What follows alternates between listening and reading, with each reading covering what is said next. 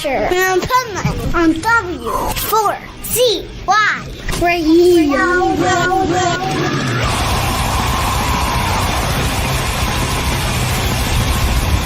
This is the Pipeman here on the Adventures of Pipeman W4CY Radio, and I'm very excited about our next guest because I don't know, I didn't put two and two together till recently, but I was up in Montreal for Warped Tour, and their publicist was talking to me about their band, and there's so much like weird similarity going on. Because first of all, as soon as I see their new single, I know exactly where they are. So let's welcome to the show, Cut the Cord. How are you? Hey, man. Great. Thank you for having me. My pleasure. I mean, listen, first thing I thought of when I saw about your debut single is going to Fun Depot. Yeah, I forget it's out that way, isn't it? Yeah, right off of 95 right there. And it's funny, we were just talking a little bit before the interview about the weather. And yes, my studio during this time of year, we have a power outage and an internet outage every single day, you know, and I was just chasing a chair from flying off my balcony a few minutes before the interview.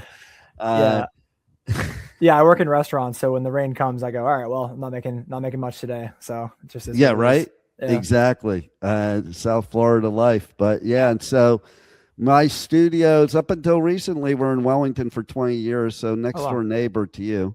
Nice. And now they're in Palm Beach Gardens because I moved away from the west to get closer to the ocean and away from the more storms, because Wellington, that's like a black cloud. It's like Linus.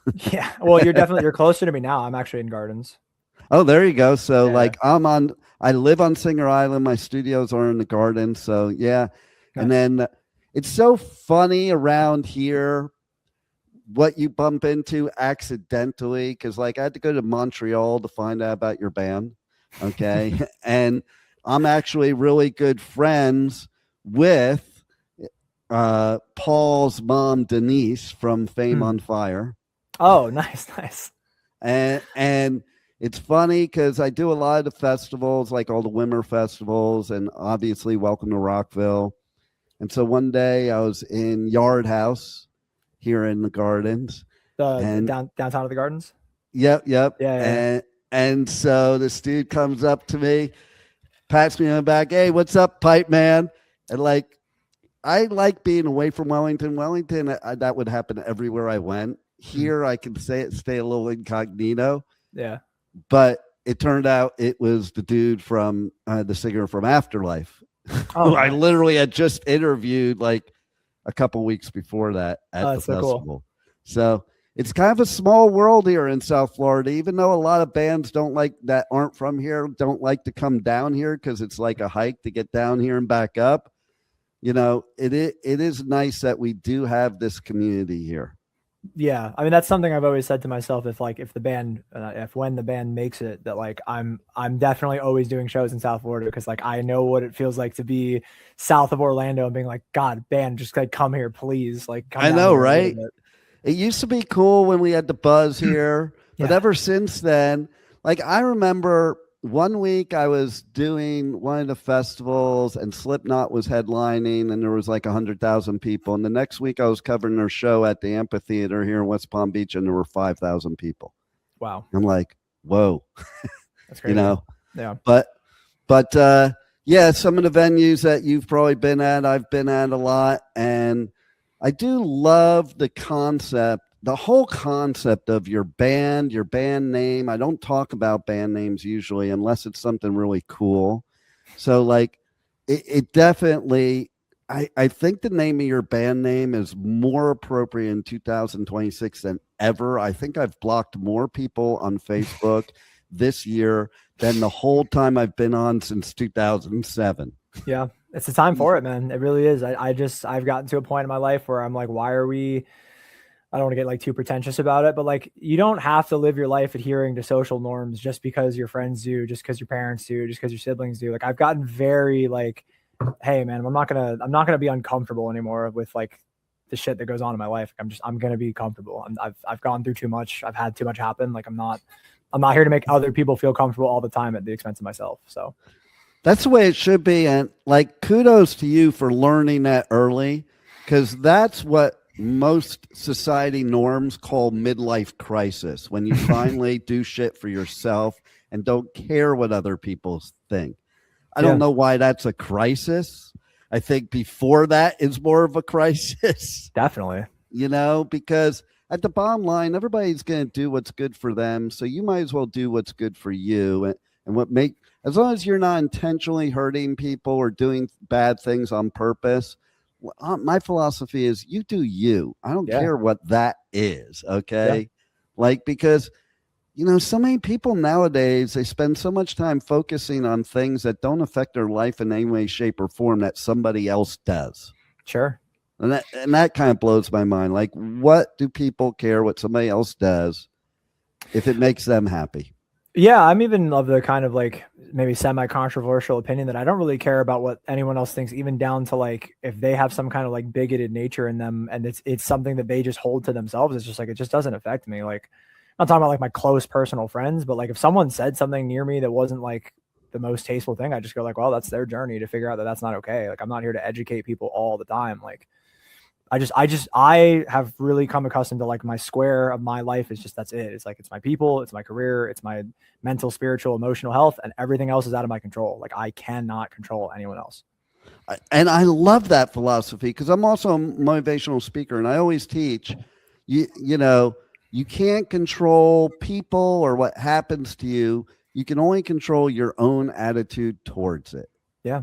And so many people, like, they get upset about things that they can't control or change. Just like what you said, I don't even think what you said was controversial. I think it's good mental health, because you're not going to change people's mind most of the time. So you just get frustrated. It doesn't help anybody. It only makes everybody upset. And like I said, just do you. And I'm open to having like the uncomfortable conversations. That's the other thing. It's like, I love like to me, what's been so lost with phones and screens since I've been a kid up to now is like the kind of like almost like social autism my generation and younger has like become because of screens. Like, as a waiter in several restaurants for the last like 10 years, I mean, the younger kids are getting, the less they can look me in the eye and place their order without ums and nerves and like looking away and nervously laughing. It's like these kids, it's hard. It's a hard time to be a person, but a lot of that has to do with what I said before, like adhering to social norms that don't make any fucking sense anymore. Exactly. Yeah, and that's the key, what you just said, making any sense anymore. I think the world is always evolving. Humans are always evolving, and something that was cool 20 years ago doesn't mean it's cool today. Sure. Is bottom line, And so I love that you're speaking about that in your music, because I think music is the greatest therapy there is, for you, the artist. Yeah. And for me, the listener. Like, you get stuff out by writing it, singing it, performing it. And I get something out of it by hearing it and watching it. Yeah, I think that's actually something I really like gotten better with. When I was a kid, I always was like, and I'll do it from time to time for curiosity, but I was always like, I need to know what this song means. Like, what did the singer mean when they said this? Who is this about? What relationship is this? Is this a metaphor? Is he being for real? Is she talking about someone for real? And I was like this like quest for knowledge kind of thing. And as I've gotten older, I'm just like, I want the song to mean what it means to me. Like, I've heard that before. I don't know who said it, but it's like, once I release the song, it is the listener's song. It's no longer my song. So the coolest bands say that. I had a couple at Warped Tour that said that in interviews. It's the bands the artists that they want you to get the same thing out of it. Like, maybe somebody won't, as long as they get something out of it. If it makes them feel good, let people put their own meaning to it. Sure. You're putting your own meaning, putting it out there. They're not stopping that. And you know what? It doesn't need to be the same meaning. And I do agree with your having those conversations. I think we learn a lot more from people we disagree with than who we agree with. And I'll even go a step farther of, that's the only way that you could have any kind of influence over somebody, is listening to them and maybe showing them that maybe that, and not showing them physically, but just how you act. Yeah. But that may not be the case. I'm a Jew. I've literally sat down and had a conversation with a neo-Nazi and basically asked, like, why do you feel that way you do? And, what I learned is this person was just locked in a bubble that only was influenced by the people and never even had an experience with a Jew. So, he would say certain things. And I'm like, well, do you see me acting like that? Right. And he was probably my thing with people you disagree with that I've really learned as I've gotten older, because I have beliefs on like kind of both sides of the spectrum. I don't really think there's actually one or the other. I really hate the like two-party belief. I think it's really I love that you're saying that. Yeah. I think my generation's waking up to this shit, because it's so like it doesn't make any sense that there's only two options and you're good if you choose one and bad if you choose the other. I don't buy that. Life is way more gray than that. It's way more. Yeah. So when I disagree with someone, what I also kind of have found in my age now is that like everything that's a belief is really just limited amount of information that they were given at a certain time of their life by certain people with certain parents and certain environmental factors. So to cast judgment that they're a bad person, again, that sounds really rough. He's a neo-Nazi. I mean, that anyone would be like, that's a bad guy for sure. But, it could just be a lost kid that gets into the wrong crowd with the wrong internet, lack of leadership. And then he's just like, yeah, whatever about Jews or blacks, whatever. It's like, it's not that hard to end up there. It's not as hard as you might think. So there's just because I didn't attack him and because I listened and then had a conversation, he did change his viewpoints. You're not going to change people's viewpoints arguing with them. Finger wagging has gotten no one anywhere forever. I mean, I don't know the last time someone talked down to me and I went, they're right, I'm going to change. It's like I never. It's never even if worked. you think they're right, you're not going to fess up to it. The only time someone agrees with you when you're finger pointing at them is so that they get you to shut up and stop talking about it. They are not agreeing with you because you change their mind. It's never happened in mine. It's never happened in my life. No doubt. I don't think it's happened in anybody's life. And I love what you said about the two-party, because I'm all about that. I don't think you need to be left, right, upside down, whatever. You could be a little bit of both. I think it depends on certain things. And I think, being locked in, even with music, like when I was in the 80s, you either could go to metal shows or punk shows. You couldn't do both. And I always thought that was stupid. I liked both. Why couldn't I go? And that's what's cool about now with music, is that we can have all that going on. That's why I disagree when people are like, music today is so awful. I'm like, yeah, maybe top 40 is a little annoying, but this is the best time to be a music fan ever, because you could go back as far as classical and come up to hyper pop and like modern rap and modern metal and modern house and modern EDM. It's like, how could today be worse? You have the most choice. You can find yourself in any kind of music now. Whereas before you were limited to the money you had for CDs, vinyls, Walkmans, the shows that were near you. And now I travel out of state all the time for shows. It's like, this is the best time to be a music fan in the world. I hate that argument. It's so stupid. No doubt. And I love your music too. So, but I love how it is that it's both therapy and it's great music. So tell me more about the new album you're going to be dropping. You got the new single. Tell me more about the new album. I want to tell you too, one of the things I love that I checked out is that you had actually, as an intro, when intros aren't even cool anymore, that you had intro that was your therapist. Yeah. That is the coolest shit ever to me. Thank you. Yeah, it's funny. I wrote an instrumental track like years ago in the first band, and I remember being like, I think I'm gonna make the first track on the next project an instrumental thing. And I had a friend be like, really? That seems like so lame. Like, what if someone turns on the album for the first time, they don't want an instrumental track? I go, they're listening to the wrong band. So like when this project drops, I imagine that people will not listen to the project front to back all the time because they may not want to hear the spoken word thing, but it was important to me. And I think I'm at liberty to say like everything. I mean, we're 2 months out. So yeah, we've got about 2 months before the project drops. It's called Blush. It will drop everywhere the same way, same way 10th Avenue drops everywhere. And yeah, the first song, I just kind of titled it, kind of my name here today. I just titled it CTC, Cut the Cord. It's a spoken word, I guess poem, I guess it would be considered, with a guitar behind it that me and my therapist kind of wrote together. Nice. I gave them the like the layout of like, this is what I'm trying to say. This is like what I'm going for. I want to convey this feeling. I gave them a draft and they sent back like, hey, I edited it to look like this. I think we only did one edit, and then I had them record it with their partner. They live up in Illinois, Chicago area. They used to live here in West Palm, but they moved up there. So yeah, just kind of conversing with them through email, getting it recorded, and then they did it in like maybe 2-3 takes, and it's now final things on the project. So super happy with it. I love it. I love it. And so tell people a little bit about how you got into music and how it's benefited you by writing this music. Yeah, absolutely. My mom tells me that I've always been musically inclined, that I was 2.5 and maybe 3 years old when these two songs dropped. But when I was little, I was headbanging to Last Resort by Papa Roach around the time I could walk. And I was trying to sing Bodies by Drowning Pool when it dropped. I didn't probably have the vocabulary, but I was trying to yell it. My mom was like, oh, this kid really loves music.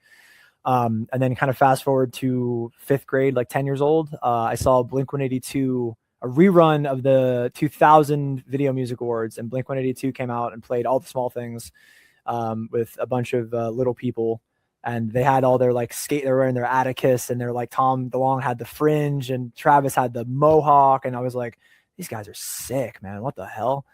And Tom had painted nails, and they had the big cargo shorts. I was like, dude, I got to do this. This is so sick. And I've literally never in my life, I didn't want to go to school. I've never cared to do anything for a job that wasn't just trying to fund the band. So music has been like my whole life. And I think the way I think coming to this project now, what's so great is that I was in a band for a long time where I was, and this is maybe going to give like the wrong impression of me, but like it was a little more democratic. So like I had to bring something to 3 other people, where one of them would always kind of vote like, yeah, that's fine. The other 2, I always kind of had these issues with, of like creative control. And they're not in my head, so I understand it. Like they don't see the vision, but I'm like, guys, you gotta try. I've been playing music the longest of the 4 of us. Like you gotta trust me. Like I'm the voice. You gotta trust me. I didn't have any trust there. So when it came to cut the cord, I'm the only member like on paper, and like I hire guys for live. And this is a lot easier because I get to go, hey, you're playing this part, because I know what vibe I can create and what emotion I'm pulling out of it. So this project is just like that. I recorded both guitars and the bass, and then programmed the drums with Jacob at Boardwalk.